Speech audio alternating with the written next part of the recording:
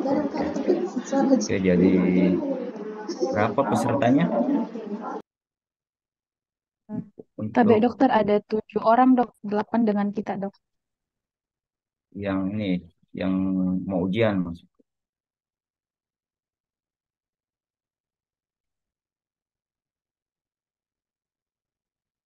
TB dok, 7 orang dok. Oh, 7 orang saja. Oke. Eh, saya tidak ada di Makassar ya. Saya lagi di Maluku Utara. Jadi saya evaluasi saja ya, bagaimana teknis pembacaan foto ya, eh, yang kemungkinan akan keluar ya. Entahlah, sepertinya siapa yang bikin ya, soalnya. Yang penting urutan baca fotonya ya, yang kita mau evaluasi. Mungkin di sini saya cuma kasih lihat saja untuk toraks dan muskuloskeletal. Itu pun saya pilih-pilih dulu ya. Kalau mengenai urutan baca foto tentu uh, yang penting itu lihat dulu skenario di depan pintu ya. Ya skenario ketika dibaca skenario sudah ada bayangan di kepala kita jenis uh, kira-kira foto apa yang akan muncul ya. Kira-kira klinisnya apa, kira-kira dari poin-poin di skenario ya, kira-kira mengarah kemana ya. Nah, itu yang penting ya. Jadi kalian harus banyak baca karena dengan banyak baca tahu misalkan sesak nafas pikirannya itu akan kemana-mana ya. Tapi kalau disebut batuk tidak ada nyeri dada kan agak lebih spesifik. Jadi memang harus dikumpul semua pasien dengan keluhan yang sama ya. Jadi itu teknisnya di pintu masuk ya. Harus sudah ada gambaran di kepala kita ketika membaca soal ya di pintu ya skenario. Oke, sekarang coba kita lihat untuk foto ini ya.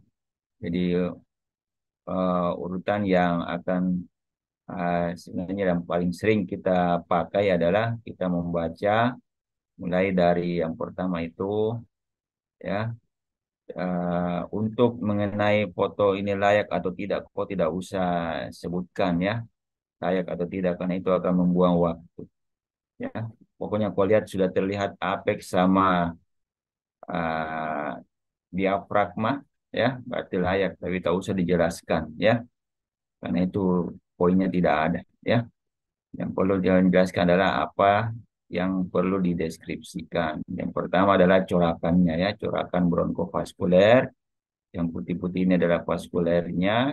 Yang kau tidak bisa lihat ini adalah uh, bronkialnya ya, yang lebih kecil ini ya, karena isinya adalah udara. Jadi dia akan susah kita lihat, tapi kita bisa melihat ini ya, pembuluh darah, arteri dan sebagainya. Jadi corakan bronkovaskuler, kemudian jantung, jantung core, di dalam core ada aorta dibahas ya.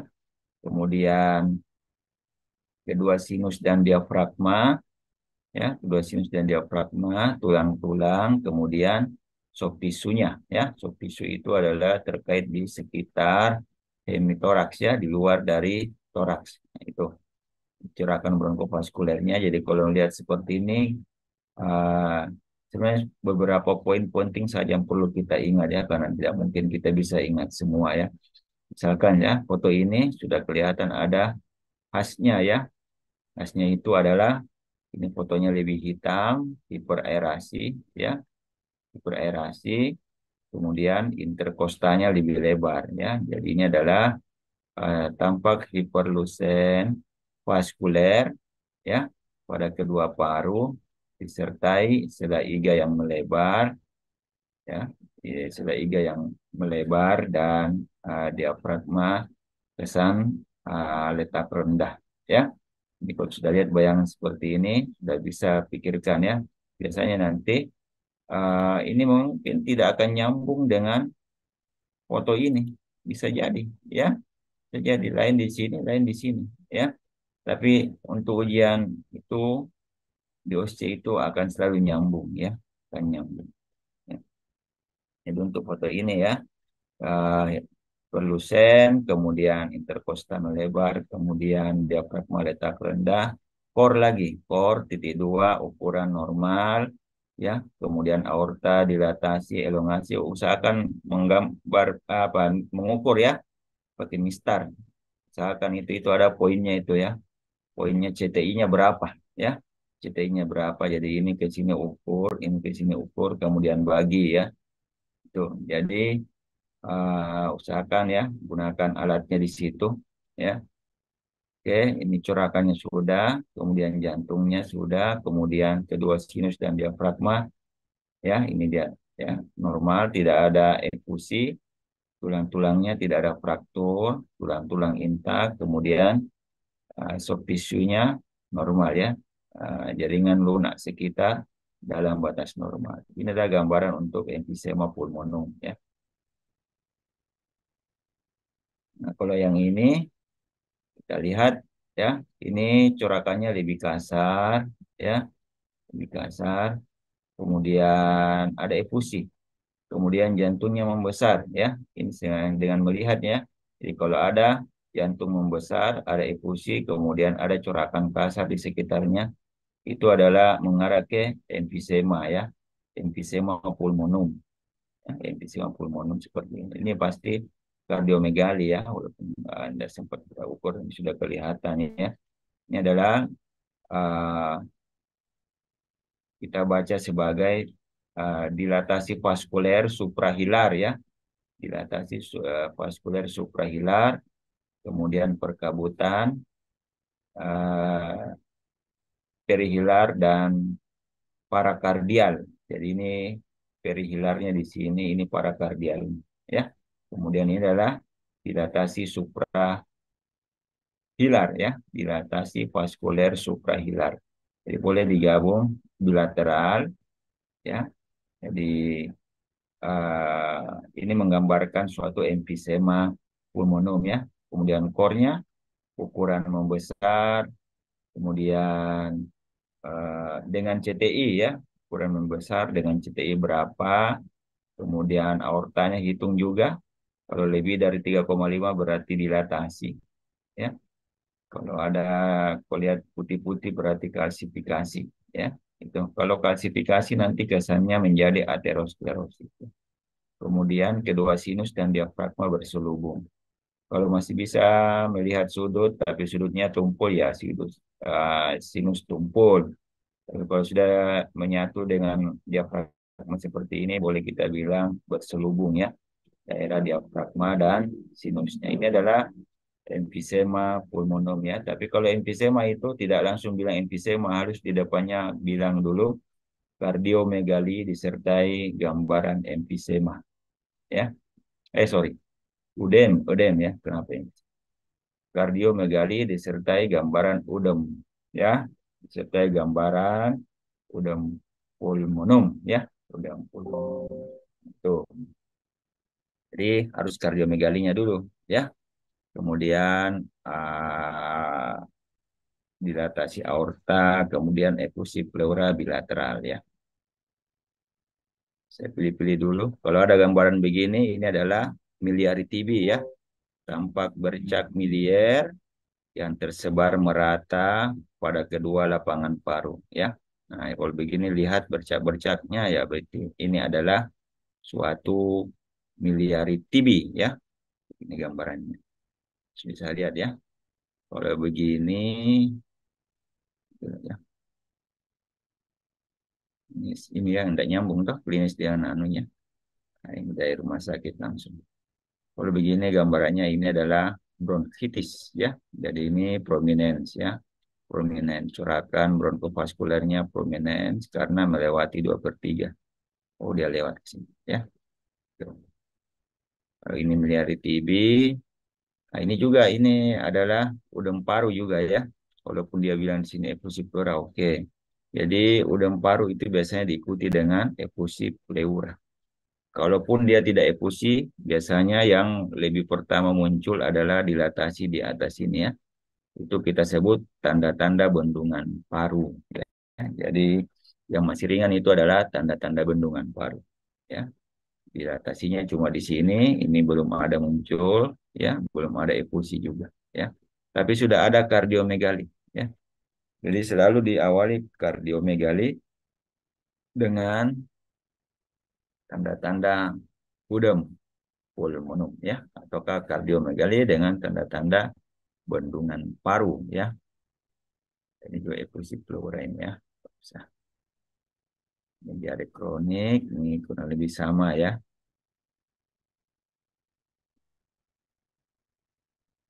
Ini sepertinya uh, oh ya, salah satu tanda TB itu adalah lihat trakeanya, ya. Kalau trakeanya mulai miring ke kanan ke atau ke kiri ke, itu suatu tanda, ya, bahwa ada retraksi, ya, atau ada shift, ya. Ada shift dari trakea, kemudian ada bercak atau konsolidasi di lapangan atas, ya. Nah, ataukah lihat ini hilus, ya, hilarnya main bronkus, ya. Main bronkus kanan itu harusnya dia agak lurus ke bawah, tiba-tiba dia kayak melengkung sedikit ke atas, berarti ada retraksi. Nah, ini semua tanda-tandanya yang mengarah ke suatu TB, ya, ke suatu TB. Nah, jadi kita kumpulkan lihat semua, ya, tanda-tandanya. Boleh yang ini, usah ini, jangan masalah tanda usah. Ini anak-anak CHF. Kalau CHF itu kita harus ukur, ya, jantungnya. Ukur jantungnya. Kalau kita lihat ini aortanya, nah, ini aortanya sudah membesar, ya. Aortanya mulai elongasi, kemudian juga dilatasi, ya. Kemudian lihat trakeanya, trakea agak sedikit terdorong ke kanan, ya. Kalau trakea shift ke daerah kanan ini, kemudian di sini ada suatu konsolidasi, berarti ini adalah gambaran untuk atelektasis, ya. Atelektasis itu trakeanya tertarik ke sisi lesi, ya. Jadi kalau di sini ada atelektasis, maka trakeanya tarik ke sini, ya. Tarik dia. Itu gambaran untuk atelektasis, ya. Tapi kalau yang ini sisa-sisanya ini adalah konsolidasi, ya, mengarah ke suatu pneumonia, ya. Ini pneumonia. Pneumonia, kemudian ada aorta, dilatasi, ada elongasi, ya. Kalau aortanya sedikit melengkung keluar seperti ini, kemudian trakeanya agak miring ke kanan, biasanya itu mengarah ke aneurisma, ya, aneurisma aorta, aneurisma aorta. Ini kita sebut saja dia sebagai suatu atelektasis, ya. Ini anak-anak bisa jarang lah diajar, ya, anak-anak. Kemudian nah, ini laki-laki 40 tahun klinis nyeri lengan kiri atas, ya. Kalau pasien ini tadi kan sudah hafal, ya, untuk nyanyian toraks sudah, ya. Kalau yang ini nyanyiannya A B C D S, ya. A B C D S alignment, bone, celah sendi, densitas, kemudian shock visum, ya. Jadi yang pertama kalian sebut kalau ini adalah ini foto apa, ya? Ini adalah foto humerus sinistra AP lateral, ya. Kemudian A, alignment, alignmentnya itu apa, ya? Alignment, shoulder joint dan uh, elbow joint, ya. Alignment, shoulder joint dan elbow joint intak, tidak tampak dislokasi, ya. Tidak tampak dislokasi karena ini masih ketemu, ya, antara kavitas glenohumeral, ya. Glenohumeral masih nyambung di sini. Berarti alignmentnya alignment shoulder joint dan elbow joint intak, ya, tidak tampak dislokasi. Kemudian B-nya mulai melihat tulang, ya, bone. Lihat apa yang terjadi dengan tulangnya. Oh, sepertinya ini kasar, ya. Kemudian korteksnya menebal. Jadi kita bilang tampak penebalan disertai irregularitas, ya, dari korteks os humerus, ya, os humerus sinistra, ya, L, ya. humorus sinistra disertai gambaran kloaka. Lihat ini ya, ini namanya kloaka kalau begini. Tuh, kloaka. Jadi tempat keluar pus ya, karena ada pus di dalam sebelumnya. Ya, kemudian dia pusnya keluar, dia bikin jebol tulang ya. Jadi tampak penebalan korteks disertai tampak penebalan disertai irregularitas korteks ya dengan gambaran kloaka pada sepertiga proksimal os humerus ya. Jadi kalau gambarannya seperti ini ada penebalan dan seterusnya ya. Itu B. C, lihat lagi celah sendi. Celah sendinya masih bagus. D, densitasnya ya, apakah menurun atau tidak. Kalau masih 20 tahun masih bagus lah ya, masih bagus. Kita lihat korteksnya juga masih tebal ini ya, tebal. Jadi densitas dalam batas normal, kemudian boleh tambah soft tissue swelling kayaknya enggak ya. Jadi ini masih normal ya, jaringan lunak sekitar normal. Jadi ini adalah gambaran suatu osteomielitis kronik ya. Jadi osteomielitis itu ada akut, ada kronik. Untuk yang akut itu lebih pada lesi litik saja ya, ada hitam, ada destruksi, ada lesi yang kalian lihat yang lebih hipo ya, lebih hipo. Kalau yang ini, yang kronik itu ada penebalan ya. Nanti baca kasusnya juga ada penebalan ya, dan ini korteksnya melengkung-melengkung ya, tidak lurus. Namanya kan lurus ya, seperti ini, tidak kayak irregular ya. Nah itu kemudian ada kloaka. Kloaka ini khas ya pada osteomelitis kronik. Jadi ini adalah osteomelitis kronik, humerus sinistra. Ada yang mau tanya? A, B, C, D, S. Alignment, bone, celah sendi, densitas, S, soft tissue. Ya, soft tissue. Oke, itu. Kemudian, oh masih ada fototoraks. Ya, jadi ingat ya, fototoraks posisi apa ya. Kalau misalkan begini, ya, misalkan posisi AP ya, posisi AP dan seterusnya. Jadi tadi kalau yang ini urutannya jelas ya, corakannya bagaimana. Langsung ke bagian kelainannya. Sepertinya di sini vaskulernya kelihatan dan di sini vaskuler tidak kelihatan. Ya, berarti ini kita sebut dampak hiperlusen avaskuler ya. Pada hemitoraks, tidak boleh bilang pada paru. Pada hemitoraks ya. Jadi tampak hiperlusen avaskuler pada hemitoraks kanan disertai gambaran pleural white line ya. Nah, ini nih. Ini adalah pleural white line. Jadi pleura visceral yang ada di paru dia terdorong ya. Nah, ini pleura parietalnya kan di sini. Nah, ini kan kapum pleura ya. Nah, ini dia maksudnya ya. Tampak hiperlusen avaskuler pada hemitoraks kanan ya.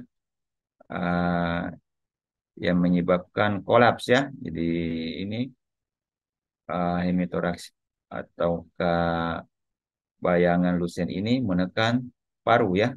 Jadi disertai kolaps pulmodextra ya. Disertai kolaps ini semuanya kolaps ini ya. Pulmodextra. Kemudian berikutnya misalkan ini ya tampak pelebaran dari atau tanpa gambaran cincin lusen ya atau pelebaran bronkus bronchiolus ya pada paru kiri pada lapangan bawah paru kiri ya disertai corakan yang prominent ya corakan yang prominent kemudian ini perselubungan kalau sudah begini pakai bahasa perselubungan ya empat perselubungan uh, yang menutupi ya karena ini dua-dua sudah kena kita sambung saja kalimatnya ya tanpa perselubungan yang menutupi sinus diafragma dan batas kanan jantung. Nah, jadi sudah langsung terambil ya yang kanan sama kiri ya. Nah, itu untuk perselubungan ya. Untuk core core ini tidak bisa kita ukur. Jadi kau tidak usah ukur kalau begini modelnya karena pinggirnya tidak kelihatan ya. Batas kanan, batas kirinya tidak jelas. Kenapa? Karena ada perselubungan yang tadi. Ya, jadi core sulit dievaluasi, aorta masih bisa kau ukur ya. Lebih dari 3,5 kasih dilatasi ya. Kalau dia kurang berarti normal ya. Jadi eh, sudah corakan sudah, jantung, kemudian sinus, diafragma, kemudian tulang, kemudian jaringan lunak ya, sekitar dalam batas normal. Nah, kesannya adalah gambaran pneumotoraks ya, pneumotoraks destra. Tapi ini kita masih ragu-ragu juga, jadi masih bisa disuspek ya. Kok bisa pneumotoraks destra DD bula ya, misalkan ya. DD bula atau giant bula sama lah ya. Kemudian karena dia menekan paru berarti ini menyebabkan atelektasis ya, berarti atelektasis pulmodextra ya. Ini atelektasisnya yang tipe kompresif ya, karena ini yang tekan, jadi dia kompres ya.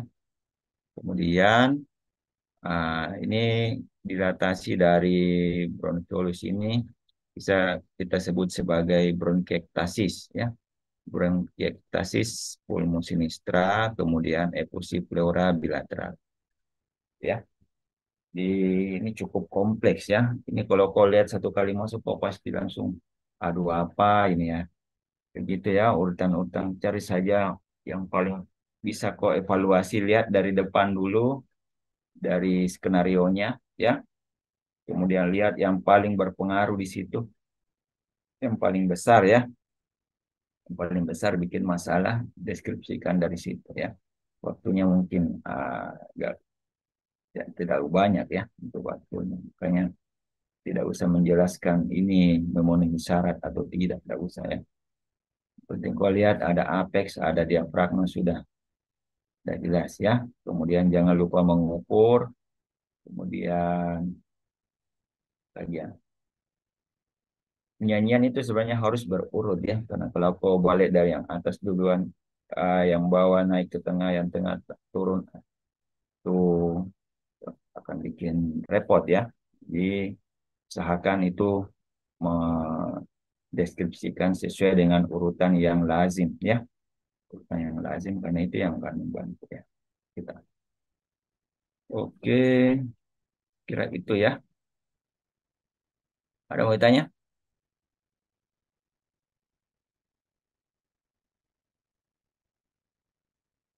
Ya, 5 menit lah ya, Habib. Apa, Habib?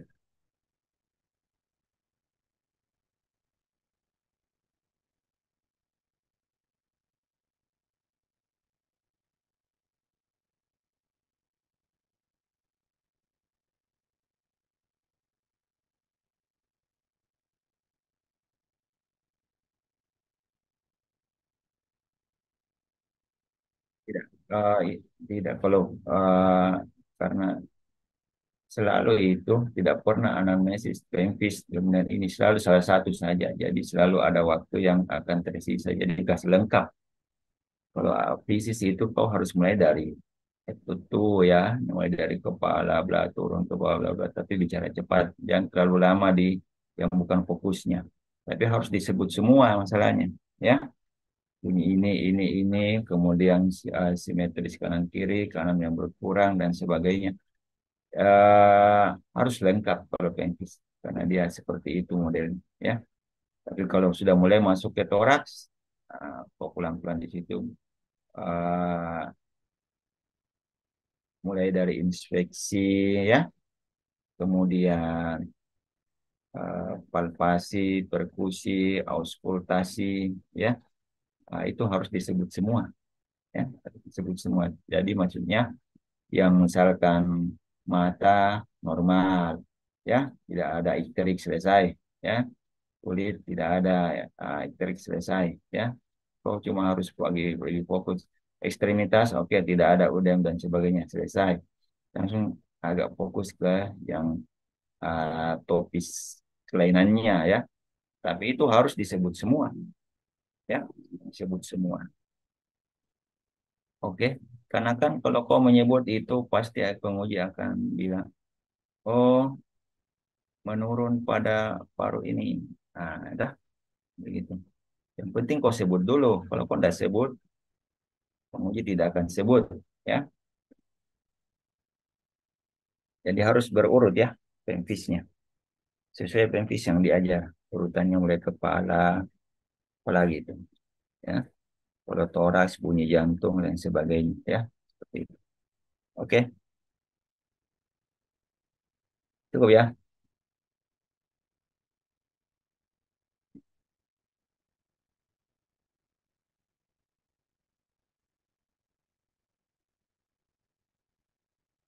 Iya. Nah, bisa itu. Tapi nanti kan penguji akan kasih kuncinya, toh.